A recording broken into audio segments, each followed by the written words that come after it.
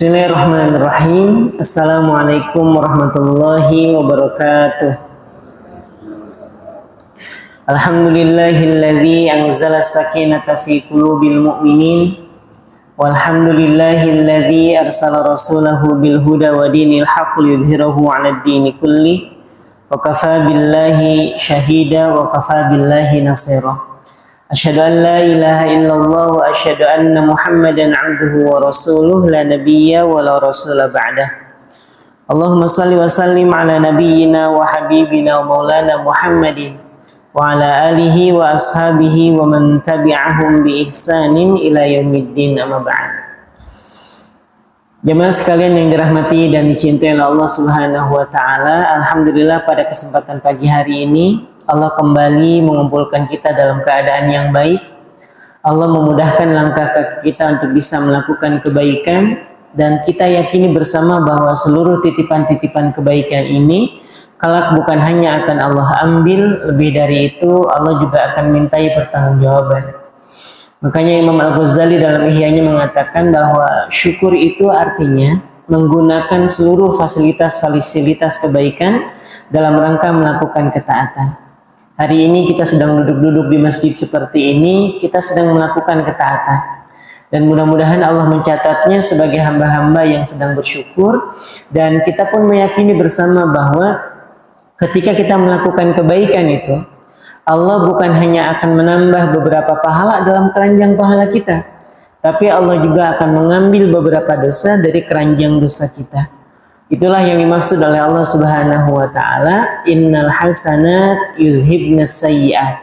Sesungguhnya kebaikan-kebaikan itu mampu menggugurkan atau mampu menghapus kesalahan-kesalahan. Dan ini pun senada seperti yang disampaikan oleh baginda Nabi sallallahu alaihi wasallam, ittaqillaha haitsuma kunta. Bertakwalah kalian dimanapun kalian berada, kata Nabi. Wa atbi'is sayyi'atal hasanata tamhuha, dan iringilah keburukan di masa lalu dengan kebaikan hari ini. Niscaya kebaikan hari ini itu akan menghapuskan kesalahan di masa lalu. Nah, hari ini insyaallah kita akan melanjutkan kajian kita dari kitab Nasaihul Ibad, dari kitab Nasaihul Ibad yang disusun oleh Syekh Nawawi Al-Bantani. Hari ini kita akan membahas tentang dua perumpamaan. Allah Subhanahu wa taala menyampaikan dalam surah Ar-Rum ayat ke-41, "Zaharul fasadu fil barri wal bahr bima kasabat aydin nas." Telah nampak kerusakan di daratan dan juga di lautan itu karena ulah tangan manusia. Abu Bakar As-Siddiq, beliau adalah seorang sahabat yang bukan hanya sebatas sahabat, tapi beliau juga adalah mertua dari Nabi Sallallahu Alaihi Wasallam. Ayat-ayat yang turun berkenaan dengan keimanan itu salah satunya diturunkan untuk Abu Bakar As-Siddiq. Dan Abu Bakar As-Siddiq juga merupakan salah seorang sahabat yang mendapatkan jaminan surga. Nah, beliau itu menafsirkan ayat ini dengan menyampaikan sebuah perumpamaan. Apa kata Abu Bakar As-Siddiq? Al-barru huwal lisan wal bahru huwal qalb. Sesungguhnya kata Abu Bakar As-Siddiq, al-barru, daratan itu taubahnya seperti lisan. Wal bahru, dan adapun lautan itu kata Abu Bakar As-Siddiq, huwal qalb, yaitu hati. Lisan dan hati. Jadi Abu Bakar As-Siddiq menggambarkan, mengumpamakan bahwa daratan itu taubahnya seperti lisan, sedangkan lautan itu taubahnya hati. Lisan itu jamaah sekalian rahmatullah Allah Subhanahu wa taala adalah wasilah kita bisa menilai orang lain dari lisannya. Baik buruknya seseorang itu biasanya akan tergambar dari lisannya. Rasa-rasanya mustahil orang yang hatinya zikir aja, astagfirullah, subhanallah, Allahu akbar, kemudian ucapannya kotor, itu mustahil. Tapi banyak kita temukan orang-orang yang lisannya baik nih, itu sesuai dengan apa? Hatinya juga baik. Karena orang itu tidak akan mengucapkan kalimat-kalimat yang buruk kalau hatinya baik. Dan sebaliknya orang itu akan mudah mengucapkan kalimat-kalimat yang kotor, kalimat-kalimat yang jorok ketika hatinya juga kotor. Abu Bakar As-Siddiq ini memberikan gambaran bahwa sekecil apapun lisan itu bisa berpengaruh terhadap kerusakan yang ada di muka bumi ini. Dan sekotor-kotornya hati pun bisa merusak atau menimbulkan kerusakan di muka bumi. Lisan itu jamaah sekalian dirahmati Allah Subhanahu wa taala adalah benda kecil yang bisa menunjukkan betapa baik ataupun sebaliknya seseorang. Perumpamannya seperti ini.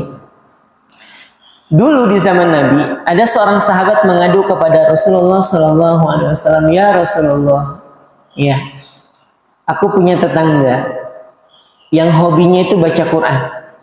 Bahkan dalam redaksi hadisnya itu ana al-laili wa atrafan nahar. Sepanjang malam, sepanjang siang yang kudengar itu adalah bacaan Al-Quran. Terus, aku pun sering melihat dia itu gemar bersedekah. Terus aku juga sering mendengar bahwa tetangga aku ini rajin qiyamul lail. Kira-kira kalau kita punya tetangga model kayak tadi, rajin baca Quran, rajin sedekah, rajin qiyamul lail, seneng nggak? Seneng. Siapa yang nggak seneng punya tetangga yang soleh kayak gitu? Terus kata Nabi Shallallahu Alaihi Wasallam, kau memiliki tetangga yang soleh seperti itu, tetangga yang baik model kayak tadi, apa masalahnya? Apa kata tetangganya ini? Dia mengatakan, tapi wahai Rasul, aku tidak pernah selamat dari keburukan lisannya. Aku tidak pernah selamat dari keburukan lisannya. Dan Nabi Shallallahu Alaihi Wasallam tidak memberikan pembelaan. Nabi nggak bilang, mungkin dia nggak sengaja, mungkin dia kelepasan, mungkin dia nggak tahu, nggak ada. Nabi cuma bilang apa? Hiya finnar, la khaira fiha wa hiya finnar. Tidak ada kebaikan buat wanita tadi dan wanita itu di neraka. Para ulama tafsir yang berkaitan dengan tafsir hadis menyampaikan, maksud Nabi menyampaikan bahwa wanita tadi itu akan masuk ke dalam neraka, bukan menjas wanita tadi bakal pasti masuk ke dalam neraka. Tapi yang ingin Nabi sampaikan adalah kalau ada laki-laki ataupun perempuan yang kebaikannya itu terhadap Allah itu banyak, dia banyak melakukan amal soleh, banyak melakukan kebaikan, tapi lisannya dia tidak perbaiki sampai akhir hayatnya, maka orang-orang model kayak gini, sekalipun dia baik akhlaknya terhadap Allah, dia baik sekali hubungannya dengan Allah, tapi tidak menjaga hubungan baik dengan manusia, dan dia tidak memperbaikinya sampai akhir hayatnya, maka orang-orang seperti ini tempatnya di mana? Di neraka. Gak ada urusan dengan salatnya, gak ada urusan dengan apa? Dengan puasanya, dengan qiyamul lailnya, dengan tilawah Al-Qur'annya. Kalau lisannya pandai menyakiti perasaan tetangganya, tempatnya di neraka kalau nggak sempat diperbaiki. Dan di sini jamaah sekalian dirahmati Allah, Nabi itu sampai ada satu buku yang menjelaskan bahwa lebih dari 200 hadis yang menjelaskan tentang bahaya lisan. Kebayang nggak? 200 hadis. Ini menunjukkan bahwa lisan ini bukan perkara yang main-main. Makanya ketika Nabi bersama para sahabat, itu pernah Allah tunjukkan yang disebut dengan mukasyafah. Mukasyafah itu kalau dalam bahasan sufi, kita bukan lagi membahas masalah sufinya, kita sedang membahas istilah. Mukasyafah itu artinya diperdengarkan atau diperlihatkan sebuah tabir yang tidak Allah nampakkan kepada setiap orang. Jadi dinampakkan hanya beberapa gelintir aja. Hanya diperdengarkan kepada beberapa orang saja. Contoh ketika Nabi sholat. Walaupun di sini disebutkan ini mukjizat bagi Nabi. Ketika sholat, Nabi itu pernah maju ke depan, kemudian merunduk, kemudian mundur lagi ke belakang dan beliau menangis dalam sholatnya. Maka sahabat bertanya kepada Nabi, ya Rasulullah, apa yang kau lakukan tadi? Apa kata Nabi? Aku maju ke depan ketika Allah memperlihatkan kepadaku surga, yang kemudian aku lihat di dalamnya itu ada buah yang amat sangat ranum dan aku berkehendak untuk mengambilnya. Namun ketika aku mendekat, Allah ganti gambaran itu dengan gambaran neraka, maka aku pun mundur dan aku pun menangis karenanya. Sahabat ngelihat nggak yang lain? Enggak. Cuman siapa? Cuman Nabi. Nah, termasuk dalam hadis ini, Nabi itu ketika bersama dengan para sahabat, itu pernah diperdengarkan oleh Allah suara dentuman yang amat sangat keras. Ini kalau kebayang ya, kalau misalnya hari ini kita mendengar ada suara dentuman, kita mungkin bisa husnuzon, paling kilang meledak kan ya, atau paling ban trailer yang meledak, atau bom rudal Rusia yang nyampe sini kan meledak misalnya. kita akan mudah menyatakan bahwa suara itu paling dari suara ledakan tabung gas. Tapi di zaman Nabi belum ada gas waktu itu. Belum ada kilang minyak, belum ada ban trailer. Jadi ketika mendengarkan suara dentuman yang model kayak tadi, sahabat itu berubah mukanya, pucat semua. Lalu ketika Nabi SAW bertanya kepada para sahabat, apakah kalian mendengarnya? Iya wahai Rasul. Kalian tahu nggak suara apa itu? Nggak tahu wahai Rasul, kami ini baru pertama kali ini mendengarkan. Nah, yang mendengar suara dentuman ini bukan semua ahli Madinah. Tidak semua ahli Madinah itu mendengarkan suara itu, hanya beberapa sahabat yang duduk bareng sama Nabi SAW. Lalu ketika Nabi bertanya kepada para sahabat, tahu nggak kalian suara apa itu? Maka sahabat menyampaikan, kami nggak tahu wahai Rasul. Dan Nabi menyampaikan itu adalah suara batu yang dilemparkan 70 tahun yang lalu dari atas neraka, dan hari ini dia baru sampai ke dasarnya. Itu adalah suara batu yang dulu 70 tahun yang lalu dilemparkan dari atas neraka, dan hari ini dia baru sampai ke dasarnya. 70 tahun. Kebayang nggak coba? Makanya setelah itu dalam hadis riwayat Imam Ahmad disebutkan, ada di antara umatku, kata Nabi, yang tergelincir ke dalam neraka sejauh 70 tahun perjalanan. Jadi ketika sudah diperdengarkan peristiwa tadi, Nabi menyampaikan, ada di antara umatku yang tergelincir ke dalam neraka sejauh 70 tahun perjalanan. Sahabat nanya dong, wahai Rasul, apakah dia nggak sholat? Sholat. Apa dia durhaka sama orang tuanya? Enggak. Atau mungkin dia melakukan dosa besar, wahai Rasul? Enggak juga. Lalu apa yang menyebabkan dia tergelincir ke dalam neraka sejauh itu? Nabi SAW memberikan jawaban, dia tergelincir ke dalam neraka sejauh 70 tahun perjalanan itu karena tergelincirnya lisan. Karena kepleset lisan. Ini hati-hati makanya. Lalu kemudian, jamaah sekalian dirahmati Allah Subhanahu wa taala, dari sini Abu Bakar As-Siddiq memberikan juga sebuah gambaran tentang sabda Nabi SAW yang berkenaan dengan orang-orang yang bahagia dengan lisannya.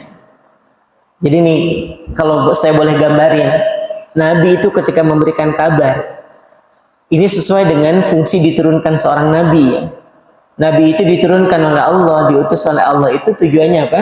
Basyiro wa nadhir, memberikan kabar gembira, terus juga memberikan peringatan.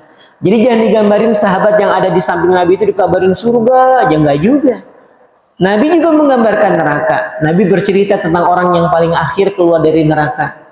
Dan dia menjadi orang yang paling akhir dari kalangan orang beriman yang masuk ke dalam surga.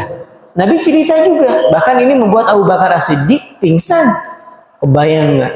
Sahabat dijamin surga, mertua Nabi. Mendengar kisah ini pingsan. Ketika sudah tersadar, apa yang menyebabkan kau pingsan seperti ini, wahai Abu Bakar As-Siddiq? Apa kata beliau? Aku khawatir itu saya, wahai Rasul. Coba. Dia merasa, atau beliau merasa bahwa itu adalah dia. Coba kita diceritain kayak tadi, ada orang yang paling terakhir masuk ke dalam neraka. Berani nggak kita bilang, kayaknya saya ya Allah? Nggak juga, tetangga saya lebih parah dari saya. Dia lo gak pernah sholat, palingnya bukan saya lah, insya Allah bukan saya. Itu Abu Bakar sama segitunya. Nah, Abu Bakar As-Siddiq memberikan gambaran ketika Nabi bercerita tentang orang yang tergelincir ke dalam neraka. Abu Bakar menenangkan orang-orang lah bahasanya, tenang. Aku juga pernah dengar Nabi juga memberikan kabar gembira tentang adanya lisan yang membuat pemiliknya itu masuk ke dalam surga.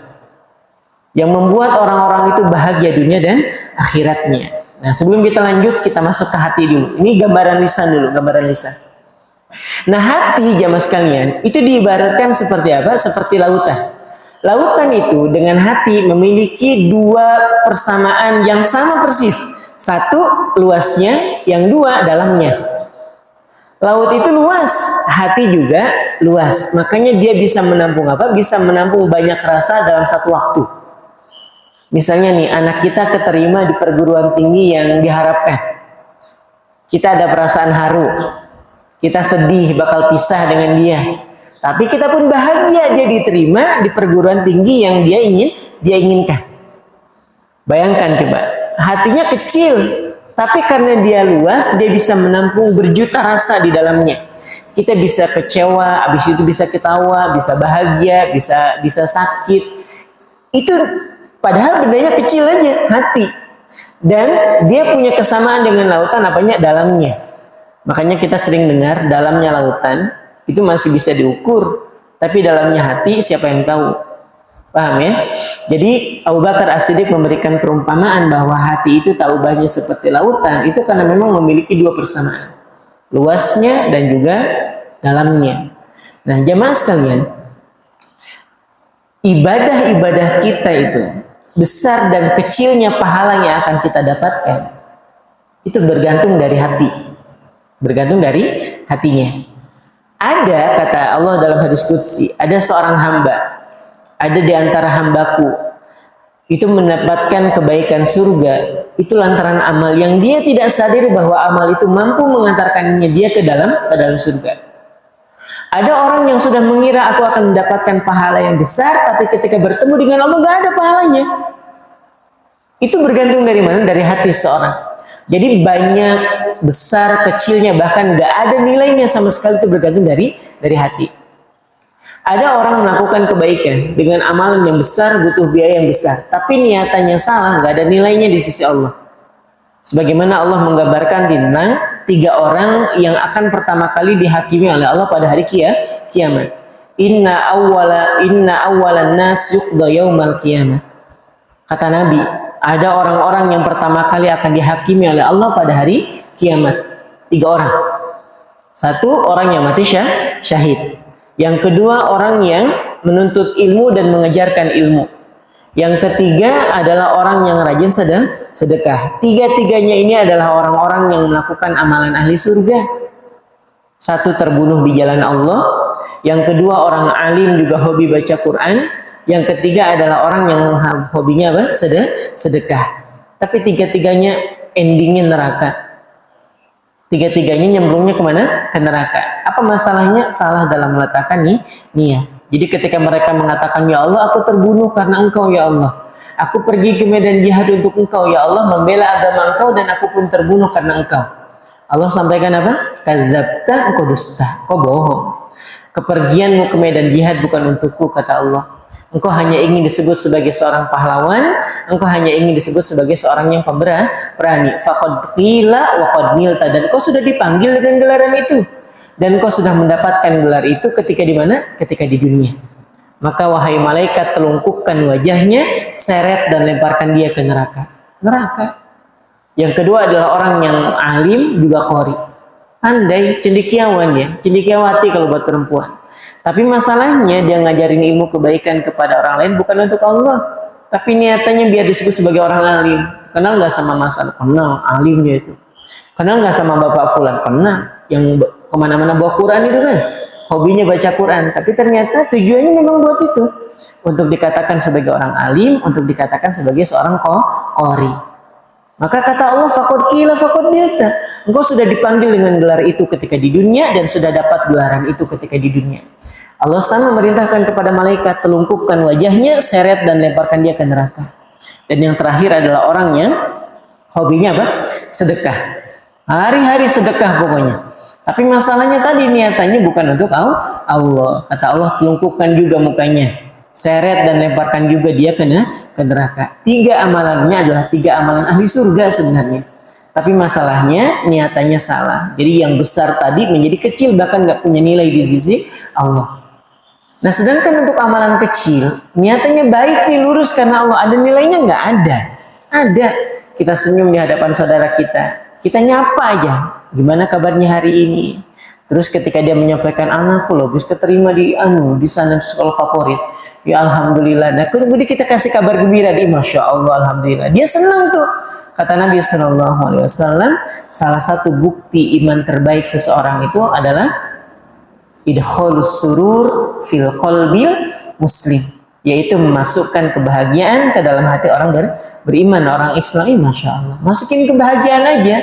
Gimana kabarnya hari ini? Baik, Masya Allah, tambah sehat ya. Tuh, itu aja udah dapat kebaikan selama niatannya baik.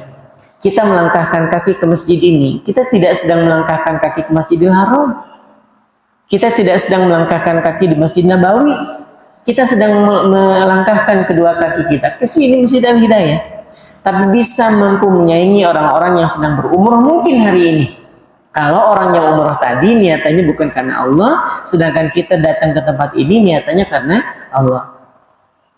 Imam Ali bin Abi Thalib pernah menyampaikan bahwa pencarianmu dalam menuntut ilmu itu,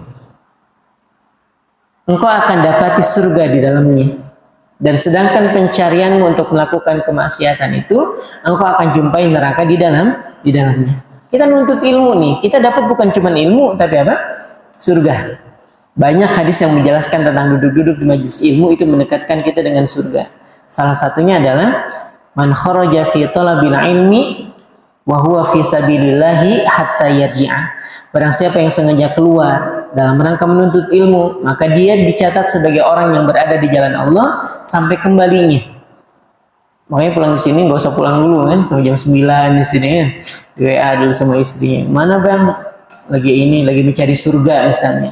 Tuh, karena memang dekat banget dengan surga. Itu berkenaan dengan apa? Dengan menuntut ilmu. Baik, kita lanjutkan. Abu Bakar As-Siddiq radhiyallahu anhu pernah menyampaikan tadi bahwa perumpamaan dari lisan itu taubahnya seperti daratan, dia luasnya lebih sedikit dibanding dengan lautan. Tapi lisan yang kecil ini mampu membuat amalan-amalan yang baik itu menjadi gugur semuanya, dan hati juga sama. Dari setiap amalan yang baik yang sudah kita kumpulkan itu menjadi hangus dan sia-sia ketika hati kita bermasalah.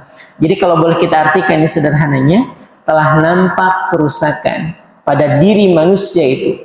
Semua amal-amal solehnya, semua kebaikan-kebaikannya lantaran lisannya dan juga hatinya. Paham ya? Jadi banyak orang melakukan amal kebaikannya menumpuk tapi rusak dengan apanya? Dengan lisannya dan juga karena hatinya. Lisan suka ngungkit-ngungkit, ngasih ke orang lain tapi sering menjadi ungkit. Ingat gak dulu pernah kau kasih pinjam? Kapan? Yang 10 tahun itu nah. 10 tahun yang lalu, kebayang gimana? Hutangnya udah lunas tapi ungkitannya sampai 10 tahun. Ini nggak boleh. Apalagi ketika kita memberikan kebaikan kepada orang lain dan kemudian kita menyakiti perasaannya. Gak usah ngarep pahala sudah. Gak usah.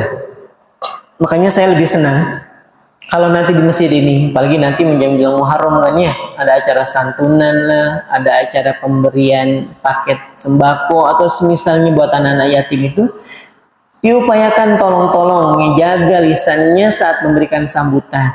Apalagi diamanahi di kantor untuk memberikan sambutan dalam rangka pembagian parsel kepada anak-anak yatim, memberikan sumbangan dan sebagainya. Hati-hati dalam mengucapkan kalimat-kalimat yang bisa menyakiti perasaan orang yang menerima. Saya pernah cerita kalau nggak salah di sini. Ada seorang yang diberikan kuasa untuk memberikan sambutan. Ya, biasa Ramadan kan? Kalau Ramadan itu biasa ada acara bagi-bagi parsel. Kemudian dia berikan sambutan kayak gini.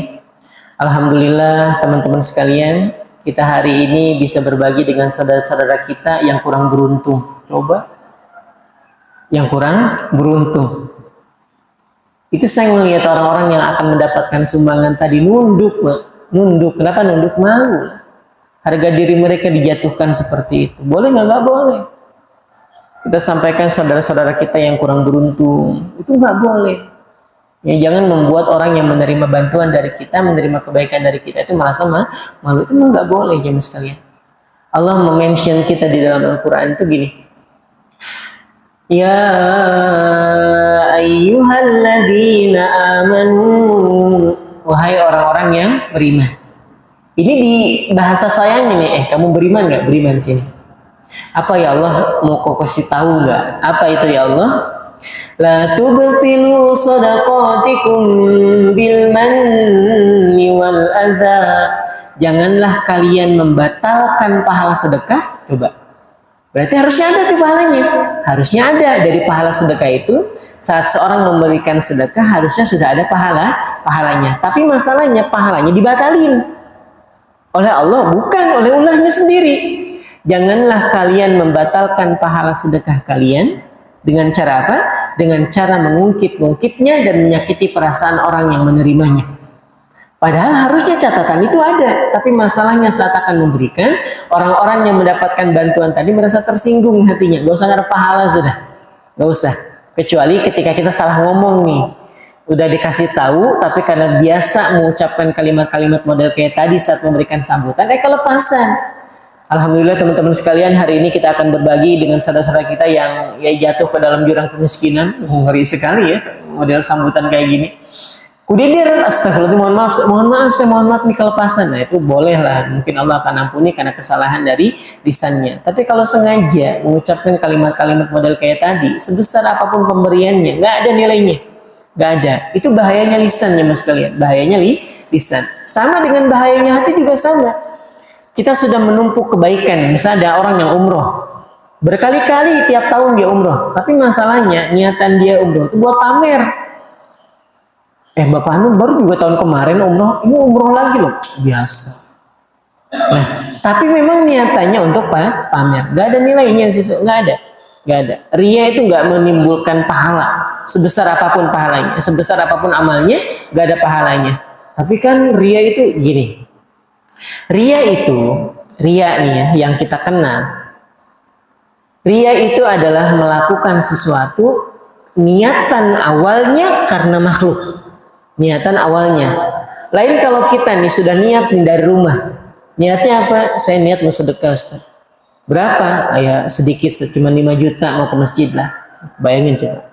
Niatannya dari rumah karena Allah sudah bismillah ya Allah ini 5 juta buat masjid.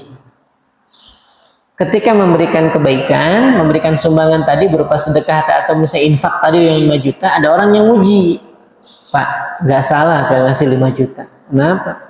Kebanyakan kayaknya Pak. Apa-apa sudah. Biasalah. Ada perasaan bahagia nih ya. Setan mulai muncul nih. Cuman kamu loh di sini 5 juta. Gak ada yang lain. Paling yang lain 50 ribu, 100 ribu. Kamu aja 5 juta di sini. Wah udah mulai nih.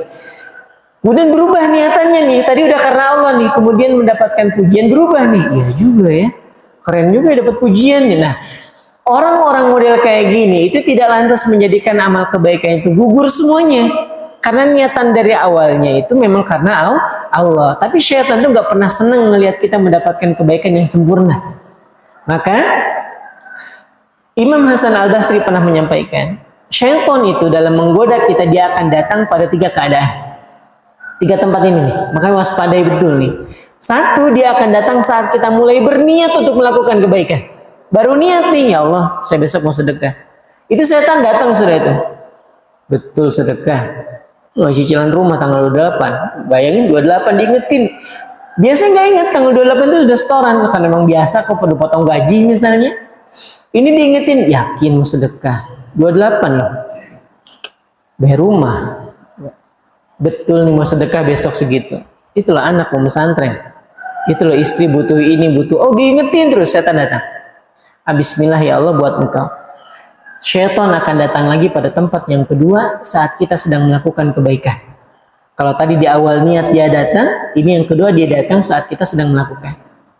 Makanya kalau ada orang niat, ada orang lama banget depan kotak infak, biarin aja, itu lagi perang batin. Jadi di tangannya udah ada 100 ribu, udah masuk setengah ke kotak infak. Ini mau diterusin, ada kebutuhan ya kan, nggak diterusin sudah masuk setengah, biarin aja Pak. Gak usah dikaget-kagetin, biarin aja dia perang batinnya, biarin aja, biarin. Karena syaitan tuh datang di situ. Sekalipun orang tadi memaksakan, bismillah ya Allah masuk tuh 100 ribu. Setan berhenti nggak? Enggak, dia akan datang ke tempat yang ketiga, yaitu setelah melakukan kebaikan. Dia datang lagi. Tujuannya apa? Paling enggak. Kalaupun dia sudah melakukan amal kebaikan, pahalanya jangan sampai 100. Maka dinampakkan kepadanya, tuh lihat, yang lain loh cuma 10 ribu, 20 ribu, 50 ribu, cuman kamu aja 100 ribu di sini, udah mulai itu agak-agak bangga sedikit. Nah itu tidak menggugurkan pahala. Yang menggugurkan pahala itu adalah ketika seorang berangkat dari rumahnya, niatannya memang buat orang. Bapak mau kemana? Ke masjid lah. Mau ngapain? Mau nyumbang. Nah, masjid ada pengumuman, siapa yang mau nyumbang datanglah bapak ini. Buat apa? Ya biar orang tahu lah saya nyumbang. Nah, kalau niatan dari awalnya karena makhluk, gak usah ngarep pahala sudah. Gak ada. Memang gak ada. Itu namanya ria. Tapi kalau kita melakukan kebaikan, terus pas di tengah jalan dipuji-puji orang, kemudian bergeser sedikit niatannya, tinggal dibalikin lagi. Ya Allah, ini buat engkau ya Allah. Sekalipun tadi agak ternoda sedikit, itu masih ada pahalanya. Tapi kalau niatan dari awalnya karena makhluk, gak ada pahalanya. Kemudian ada pertanyaan, Ustaz, gimana kalau saat kita melakukan kebaikan, ada perasaan bahagia gitu? Habis tolong orang, terus ada perasaan bahagia, dipuji orang jadi bahagia. Itu apakah nggak gugur pahalanya? Enggak. Itu sesuai dengan sabda Nabi Shallallahu Alaihi Wasallam. Idza sarratka hasanatuka Wasa'at kasayyi'atuka fa anta mu'min, kata Nabi dalam hadis riwayat Imam Muslim. Kalau hatimu merasa bahagia setelah melakukan kebaikan, kalau hatimu itu merasa bahagia setelah melakukan kebaikan, kata Nabi, dan hatimu merasa sempit setelah melakukan keburukan, fa anta mu'min, ketahuilah bahwa engkau adalah seorang mukmin yang sebenarnya. Jadi kalau kita Nabi semua bantu orang, ada perasaan bahagia, memang itu bahagia yang Allah hadirkan. Makanya ketika kita memberikan kebaikan kepada orang lain, dia bilang kayak gini kan, makasih loh Pak ya. Bahagia nggak kita? Bahagia banget. Itu adalah hadiah yang Allah berikan kepada orang-orang yang beriman. Makanya prinsipnya sederhana dalam berbagi ini. Kalau kita niatan pengen berbagi, apapun balasannya nanti. Tapi kalau misalnya niatan kita nggak mau berbagi, nggak usah mencela. Kadang ada orang keliling rumah kan ya. Ada orang keliling rumah bawa proposal, ada orang bawa kotak infak misalnya, atau ada orang tahu-tahu datangin kita ngasih selebaran gitu buat sedekah dan sebagainya. Kalau kita nggak mau ngasih, nggak usah nyela. Kalau kita mau ngasih, nggak usah pakai mencela. Ini ngasihnya 5.000, ceramahnya setengah jam. Ini bener nih nyampe ke yayasan. Hati-hati loh dengan harta-harta model kayak gini. Tahu nggak orang-orang masuk neraka itu gara-gara nggak amanah dalam menyalurkan zakat, infak, sedekah. Ngasihnya berapa? 5.000. Orang nungguin lama banget nungguin kita depan rumah. Kita ngasih cuma berapa? 5.000, ceramahnya yang panjang. Nah itu juga jangan. Kalau mau ngasih. Nah, kalau nggak bilang aja mohon maaf gitu. Selesai. Jangan sampai kebaikan yang sudah kita lakukan sudah menggada pahala menimbulkan dosa. Gitu sesederhana itu. Dan ingat, apalagi kalau kita misalnya membaca pesan-pesan dari Imam Ibn Athaillah As-Sakandari dalam kitabnya Al-Hikam. Beliau menyampaikan kayak gini. Kalau ada sesuatu yang sampai ke rumah kita, ini pertanyaannya, kalau ada orang datang ke rumah kita bawa proposal, ada orang datangin kita bawa selebaran, itu mereka datang ke rumah kita atas pengetahuan Allah atau enggak? Atas pengetahuan Allah. Atas takdir Allah enggak? Atas takdir Allah. Dan Allah memilih rumah kita untuk didatangi oleh orang tadi itu karena memang Allah tahu. Pernah kan ya ngerasain bahwa pas lagi jalan nih, gak pernah-pernahnya kita beli kerupuk tengah jalan? Ada kan? Gak pernah-pernahnya kita beli kerupuk tengah jalan, gak pernah-pernahnya memang. Tapi hari itu ngeliat, ya Allah kasihan banget ya, kayaknya masih banyak nih. Ada perasaan pengen ngasih. Gak usah pakai nunggu, kenapa? Nanti saya jelasin. Ada orang datang ke rumah gitu ya, ada perasaan pengen ngasih, kita tahan. Akhirnya dia lewat gitu aja, udah ada perasaan pengen ngasih. Kemudian kita abaikan, nih hati-hati. Atau ada orang jualan keliling-keliling gitu kan misalnya. Misalnya nih kita sepatu kita masih bisa dipakai lah ya. Ada dengar soal sepatu gitu ya, sering kan? Nah, ada orang keliling-keliling tuh soal sepatu teriak-teriak kayak gitu. Ada perasaan gimana biar bisa ngasih tapi tetap memuliakan dia. Ambil sepatu yang belum disol, kasih itu. Bang, kasih. Ada perasaan model kayak gitu kemudian kita abaikan, hati-hati. Apa kata Nabi SAW? Ittaqu firasyatal mu'min. Berhati-hatilah kalian terhadap firasatnya orang beriman. Terhadap firasatnya orang beriman. Fa innahu yara binurillah, karena hati orang beriman dengan firasatnya tadi itu melihatnya dengan cahayanya Allah. Maksudnya apa? Para ulama menjelaskan di sini, tidak setiap waktu Allah hadirkan keinginan kepada kita untuk bisa melakukan kebaikan. Tidak setiap waktu Allah berikan hadiah kepada kita untuk bisa memberi. Gak setiap waktu, Pak. Jadi kalau pas di jalan ketemu ada orang jualan, pengen beli-beli. Terus kalau misalnya ada keliling rumah, ada orang kayak tadi contohnya, jualan apapun itu termasuk jualan jasa, misalnya kayak sol sepatu tadi, kayak pengen ngasih tapi gimana biar tetap memuliakan, panggil dia ke rumah. Ini kasih sendal atau kasih sepatu untuk di sol. Padahal nggak butuh-butuh aman sebenarnya. Nah, kasih lebihin. Berapa ini? 20 kasih 25 atau kasih 30. Perasaan seperti itu datangnya dari Allah ya mas kalian. Semakin kita menutup diri dari perasaan-perasaan seperti itu, Allah akan tutup rapat pintu kita mendapatkan rahmat. Itu bahayanya di situ. Bisa dipahami ya. Jadi pulang dari sini, kalau ada perasaan pengen ngasih, segera kasih. Teringat sesuatu misalnya, ya Allah kayaknya pengen ngasih si fulan, kasih. Atau misalnya ada tetangga nih datang ke rumah gitu, mas bisa nggak bantu? Ada perasaan pengen bantu. Karena tidak setiap waktu Allah hadirkan firasat seperti itu. Itu yang disebut dengan firasat. Nah baik, kita lanjutkan. Abu Bakar As-Siddiq menyampaikan bahwa ada loh kata Abu Bakar, lisan yang bisa membahagiakan pemiliknya. Jadi ketika Nabi bercerita tentang orang-orang yang bisa mendapatkan kesengsaraan dengan lisannya, beliau juga menyampaikan ada juga loh di antara umatnya Nabi itu yang mendapatkan bahagia dikarenakan apa? Lisannya. Maka Abu Bakar menyebutkan ada 4 di sini, tapi kita ambil beberapa saja. Yang pertama, itu lisan yang terbiasa mengucapkan kalimat-kalimat yang baik. Lisan yang terbiasa mengucapkan kalimat-kalimat yang baik. Contohnya apa? Zikir. Zikir itu kan sederhana banget ya. Kita nggak mesti jadi ustadz, nggak mesti jadi mubalik, nggak mesti jadi kiai, nggak mesti. Biasain aja lisan kita mengucapkan kalimat-kalimat yang baik. Ini ada satu kisah, Balikpapan kisahnya. Kita nggak usah ngambil dari film-film azab di Indosiar gitu kan. Ini kisah nyata ini.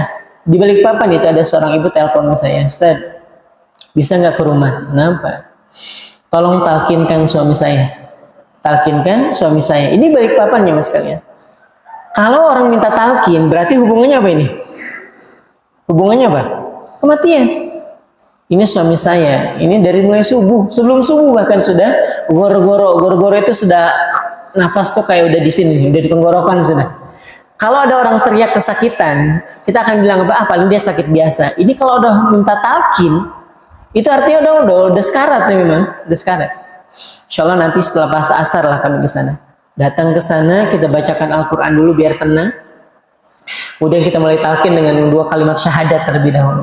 Asyhadu an la ilaha illallah wa asyhadu anna Muhammadar Rasulullah. Apa yang keluar? ANJING. Kucing. Ya kan nggak boleh bilang anjing, kan sebut juga kan. Iya. Kata si ibu bilang, Ustaz mungkin kepanjangan, nangis ibu nih. Mungkin kepanjangan Ustaz, pendekin. Pak, la ilaha illallah. Pendek sudah itu. Bapak bisa nggak? Bisa. Coba. La ilaha illallah. Nah, udah pada siap sudah ya, alhamdulillah ya. Jadi pulang dari sini udah pada siap mengucapkan kalimat la ilaha illallah. Yang keluar apa? Baba, baby, sapi. Kebayang? Ditalkin dengan kalimat syahadat, ditalkin dengan kalimat tahlil, yang keluar ada kalimat-kalimat kotor. Kata si istri nih, Ustaz, kepanjangan jadi yang pendek ada. Allah. Oh, pendek sudah ini sudah. Allah, Pak, sebut Allah. Bisa nggak? Nggak. Sampai kapan? Isya. Kelar Isya? Nggak juga. Sampai jam 9 malam. Bayangin coba. Maghrib kita tinggal sholat. Isya kita tinggal sholat. Sampai jam 9. Udah meninggal belum? Kami pamit lah. Udah capek juga kan. Nalkin orang dari mulai pada asar sampai jam 9 nih. Bacaan Quran juga kayaknya udah habis sudah ini bacaan. Pulang sudah, besoknya ada kabar Ustaz, suami saya meninggal. Gak mungkin saya bilang alhamdulillah Bu ya, punya suami udah kayak gitu meninggal juga akhirnya kan. Gak mungkin. Kalimat istiria lah pasti, innalillahi wa inna ilaihi raji'un. Selepas asar kami ke sana, si ibu bilang kayak gini, Ustaz maafkan suami saya. Kenapa Bu? Itulah suami saya. Saya lo gak kepo. Dia cerita, Ustaz itulah suami saya. Ya walaupun juga perasaan penasaran juga kan, apa sih ini? Kata si begini, Ustaz, itulah suami saya. Jadi kalau di kampung ini, Ustaz, di tempat ini, ada orang teriak dengan teriakan kayak tadi. Kayak kemarin itu, mau pagi, siang, sore, ataupun malam, ada orang teriak-teriak model kayak kemarin. Orang kampung udah tahu, Ustaz, itu suami saya. Paham nggak? Paham ya? Masa nggak paham? Jadi, ceritanya mas sekalian, kalau ada orang teriak dengan teriakan model kayak kemarin, mau pagi, siang, sore, ataupun malam di kampung ini, orang-orang udah tahu itu suami saya. Saya baru keinget dulu waktu saya masih di Brunei dulu.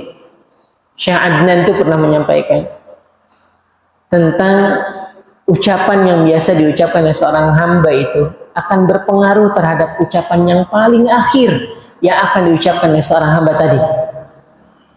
Kalau kita hari ini biasa mengucapkan Masya Allah, Alhamdulillah, udah bahagia deh, di penghujung hayat punya kemungkinan yang akan keluar juga kalimat yang seperti itu. Tapi kalau kalimat hari ini yang biasa kita keluarkan adalah kalimat-kalimat yang kotor, kalimat dusta, dimungkinkan juga di penghujung hayatnya ucapannya seperti itu. Ustaz, apa sih masalahnya? Kan kita nggak boleh bilang dia suul khotimah. Yang bilang dia suul khotimah itu siapa? Saya juga nggak bilang bu suami ibu suul khotimah, kan nggak juga. Kita itu nggak boleh bilang sekalipun dia matanya melotot, lidahnya menjulur, dia meninggal pada malam-malam tertentu misalnya, atau kalimatnya kalimat kotor sebelum meninggal, kita nggak boleh bilang dia apa? Suul khotimah. Nggak boleh. Kita cuma bisa mendoakan mudah-mudahan Allah terima kebaikan-kebaikannya. Sekalipun yang keluar adalah kalimat yang kotor. Tapi Nabi pernah ngasih bocoran. Ciri-ciri husnul khotimah itu paling tidak ada 5. 1, dia meninggal pada hari Jumat atau malam Jumat. Ini masyhur nih. Bukan berarti yang meninggal hari Senin itu suul khotimah juga nih, tolong-tolong ya. Ini ada orang meninggal hari Kamis, udah sekarat nih, dibisikin, Pak, meninggalnya besok aja ya. Besok Jumat atau malam Jumat biar husnul khotimah. Gak juga, orang meninggal hari Senin lah, gak bisa digeser, gak bisa ditunda, ya kan? Nah, jamaah sekalian dirahmati Allah Subhanahu Wa Taala, dia meninggal pada hari atau malam Jumat. Yang kedua, dia meninggal saat sedang melakukan kebaikan. Nah, dia saat Imam Muslim nih, dia meninggal dalam keadaan melakukan kebaikan. Lagi sujud, tahu-tahu meninggal. Lagi baca Quran, tahu-tahu meninggal. Lagi pengajian, tahu-tahu, nah nggak berani jawab di sini kan? Masa meninggal di sini, Zat? Ya terserah Allah mau mengangkat nyawa kita di sini atau di rumah, ya terserah Allah. Yang ketiga, dia meninggal setelah melakukan kebaikan. Gak pernahnya dia sholat, gak pernah. Hari itu dia sholat, hari itu dia terakhir dia sholat. Ada nggak? Ada. Orang yang seperti itu ada. Orang baru masuk Islam di zaman Nabi. Kita bisa lihat hadis ini dalam hadis Imam Bukhari. Di zaman Nabi itu pernah ada seorang sahabat masuk Islam nih. Wahai Rasul, aku ngapain di sini? Sholat belum waktunya, coba. Mau sholat apa jam 8, jam 9? Kalau subuh udah lewat, ya kan? Dan memang dia belum ada beban di situ, belum ada beban. Mau sholat duhur masih jauh waktunya. Apa kata Nabi? Hari ini itu ada jihad. Mau nggak? Pergi dia, bayangin coba. Dia baru hari itu masuk Islam, hari itu dia berangkat dan hari itu dia meninggal. Coba. Dia selesai mengucapkan 2 kalimat syahadat, belum sempat melakukan amal, makanya Umar bin Khattab menyampaikan, ini orang keren banget. Kenapa keren wahai Umar? Dia belum pernah menggunakan keningnya untuk bersujud, tapi dia masuk ke dalam surga. Gimana mau sujud, orang belum waktunya, tapi dia ikut berjihad. Yang keempat kata Nabi, orang yang disebut dengan husnul khotimah itu adalah orang yang basah di keningnya. Sebagaimana dari sahabat Nabi Abu Darda meriwayatkan ini. Suatu ketika Abu Darda itu mengunjungi saudaranya dalam keadaan yang sekarat dan ternyata meninggal saat Abu Darda itu mentalkinkan kalimat-kalimat yang baik dan dia meninggal. Kemudian Abu Darda itu keluar sambil berteriak meneriakkan Allahu Akbar. Kebayang nggak? Coba bapak praktekin ya. Nanti kalau ada saudara yang mau meninggal, terus pas meninggal bapak keluar teriak Allahu Akbar. Kalau nggak disangka gila, ya kan? Sama dengan Abu Darda. Kata sahabat yang lain, wahai Abu Darda, saudara kau meninggal, kenapa kau bertakbir? Apa kata Abu Darda? Aku menjumpai di kening saudara itu basah keningnya. Basah di mana? Di keningnya. Terus aku pernah mendengar Nabi SAW menyampaikan salah satu di antara ciri husnul khotimah itu adalah basah di keningnya. Wallahu a'lam apakah ini air keringat atau air apapun, yang jelas basah di keningnya. Jadi kalau bapak-bapak sudah merasa masa meriang, ya kan, sudah mulai ada tanda-tanda, ambil air, ya, biar disangka apa? Husnul khotimah. Emang kepikiran ya? Enggak juga. Itu namanya air tuh wallahu a'lam, air yang jelas basah keningnya sudah. Basah keningnya itu ada ciri-ciri husnul khotimah. Dan yang terakhir kata Nabi, yang kelima ciri husnul khotimah itu adalah ucapan yang paling akhirnya adalah ucapan yang baik. Ucapan yang baik. Sekalipun nih jamaah sekalian, kita nggak bisa mengatakan dia itu husnul khotimah. Tapi berani nggak, jujur, berani nggak kalau teman-teman sekalian ketemu dengan orang yang di penghujung hayatnya dia bilang apa kayak anjing, babi, setan dan sebagainya, terus dia meninggal, berani nggak jamaah bilang kayak gini, masya Allah, walaupun lisannya kotor, ini husnul khotimah kayaknya, berani bilang kayak gitu? Nggak juga kan? Nah itu loh gambarannya, secara nampak zahir itu yang dihukumi. Sekalipun kita nggak boleh mengatakan dia suul khotimah, tapi berat juga buat kita mengatakan dia husnul khotimah. Maka biasakan lisan kita mengucapkan kalimat-kalimat yang baik dari mulai sekarang. Karena kalimat yang baik itu bisa mempengaruhi kalimat yang paling akhir.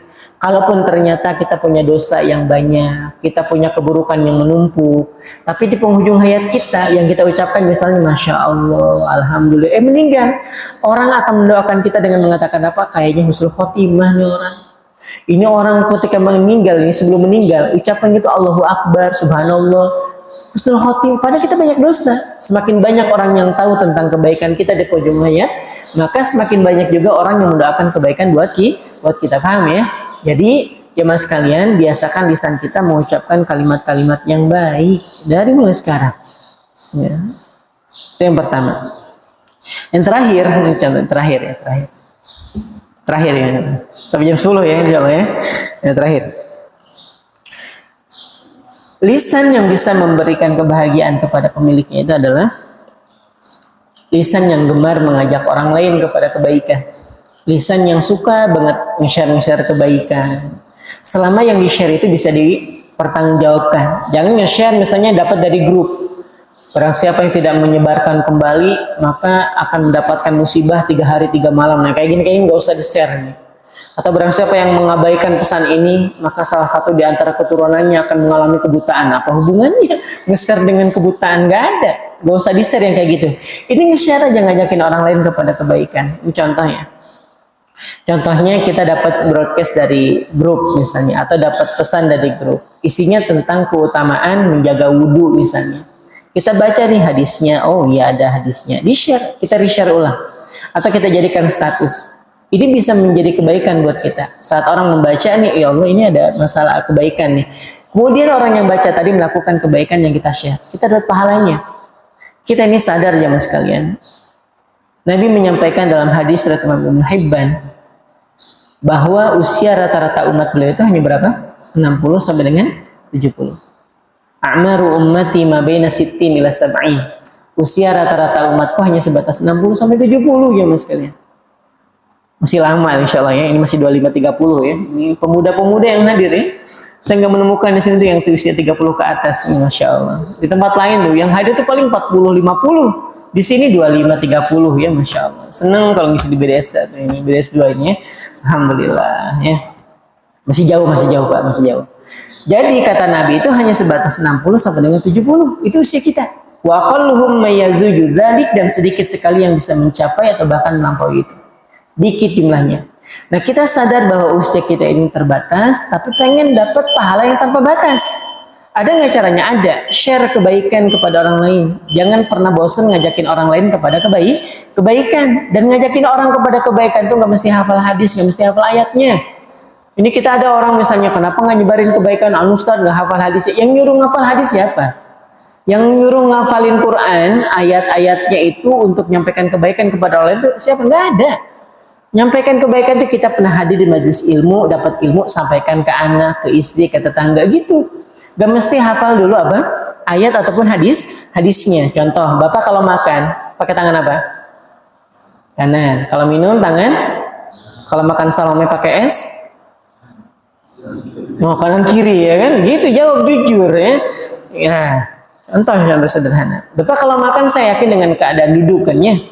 Tapi kalau pas lagi standing party, ngadiri juga ya kan? Ini contoh sederhana.